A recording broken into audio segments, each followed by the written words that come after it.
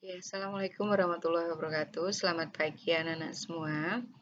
Hari ini Bu Mur akan memberikan penjelasan mengenai sebuah jaringan, di mana jaringan yang akan Bu Mur sampaikan di sini adalah sebuah jaringan yang berskala middle, ya. Bisa dikatakan agak besar karena terdiri dari beberapa jaringan. Ini Bu Mur sampaikan agar anak-anak bisa memahami bahwa nantinya ketika kalian membuat sebuah jaringan atau membangun sebuah jaringan, itu tidak hanya sekedar 1, 2, 3 komputer saja, tetapi akan banyak komputer yang nantinya akan kalian setting menjadi sebuah jaringan. Karena beberapa kendala yang kita alami ya, seperti halnya jumlah PC atau laptop yang anak-anak punya, kemudian kondisi kita yang masih pandemi juga belum bisa masuk ke sekolah secara maksimal, nggih. Akhirnya kita bermain dengan simulator paket tracer dulu, supaya kalian lebih paham tentang ruang lingkup dari jaringan itu seperti apa, ya. Hari ini Bu Mur akan memberikan sebuah gambaran bahwasanya jaringan yang nanti akan kalian bangun kurang lebihnya seperti ini misalkan ya. Ini adalah sebuah jaringan di sebuah perguruan tinggi, ya. Ini Bu Mur ambil di sebuah perguruan tinggi karena memang di sebuah perguruan tinggi itu divisinya lebih banyak dibanding dengan sekolah. Kalau Bu Mur ambil di sekolah kita sendiri aja, itu jumlahnya nggak terlalu besar, ya. Sehingga ini gambarannya biar lebih luas, ya. Ini adalah sebuah perguruan tinggi, di mana di dalam perguruan tinggi itu ada divisi atau bagian-bagian, ya.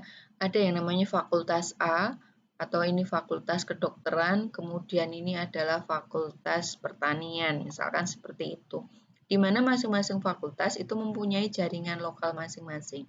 Nah, dalam sebuah perguruan tinggi yang mungkin kantor antar fakultas itu bisa jaraknya itu dalam rentang kiloan meter ya, tidak hanya meter seperti sekolah kita, tapi kiloan meter antar fakultas, sehingga antar fakultas ini tetap endingnya nanti adalah masuk di dalam main office atau di kantor utama di universitasnya, ya. Sehingga dari jaringan lokal kecil-kecil ini, endingnya nanti harus semuanya bisa dikendalikan oleh server, di mana server ini letaknya adalah di kantor pusat. Itu. Sehingga nantinya kalian ketika bekerja di sebuah instansi atau taruhlah kalian menjadi admin di sebuah perguruan tinggi ataupun di kantor lah ya, seperti mungkin di perusahaan Sritek, Batik Keris, ataupun perusahaan lain, ketika mereka mempunyai bagian yang banyak sekali, itu nanti setiap bagian gambarannya ya seperti ini. Ada divisi A, divisi B, nanti ada lagi divisi C, dan seterusnya. Nah, semua divisi-divisi itu tidak bisa lepas masing-masing ya, atau lepas sendiri-sendiri, karena nanti akan menyulitkan dalam kontrolnya. Nah, sehingga meskipun dalam setiap divisi itu ada jaringan lokalnya, endingnya harus tetap terpusat di kantor pusat juga, seperti ini. Sehingga pada materi ASJ kita, ya, administrasi sistem jaringan, itu adalah mempelajari aplikasi atau paket-paket yang harus kita instalkan di dalam server ini. Sehingga apapun yang kita masukkan di dalam server ini nanti bisa digunakan untuk memanage atau melayani semua klien yang ada di dalam jaringan itu. Tuh. Nah, di sini skala servernya bisa skala server lokal ataupun server yang publish. Kalau server lokal itu ya paling tidak server ada di sini, ada satu ya. Ini menangani klien-klien yang ada di sini saja. Tapi ketika ini servernya atau kliennya itu terdiri dari beberapa bagian, maka bisa server ini adalah bertindak sebagai server public, menangani beberapa jaringan yang ada di dalam perguruan tinggi itu. Nah, nanti ketika kita mempunyai jaringan kecil-kecil seperti ini, ya, untuk bisa terhubung ke kantor pusat kita membutuhkan yang namanya router. Ya. Router ini digunakan untuk menghubungkan jaringan A dengan jaringan B.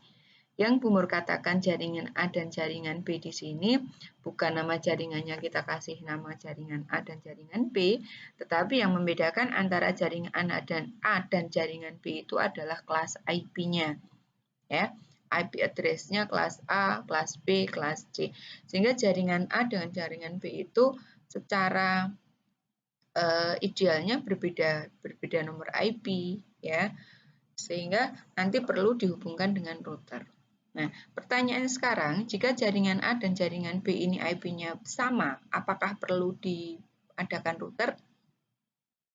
Siapa yang bisa menjawab? Nah, jawabannya adalah tidak perlu. Ya, router itu kita butuhkan jika ada IP yang berbeda kelas dari jaringan yang akan kita hubungkan. Kurang lebihnya seperti itu. Nah, kalau kalian perhatikan di sini ya, komponen-komponen yang nanti bisa kalian kenali itu ada yang namanya server, bentuknya seperti ini. Oke, nanti ngambilnya dari sini. Ini. Nah, kemudian ini ada klien yang bentuknya komputer ini ya, PC, bisa laptop, bisa PC.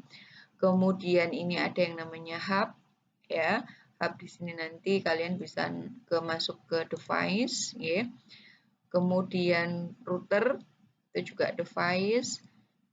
Nah, kemudian untuk kabel yang merah, yang putus-putus, ini ya, atau yang lurus biasa, ini ya, ini kabel strike yang lurus seperti ini, hitam. Kemudian ini kabel koaksial, ya.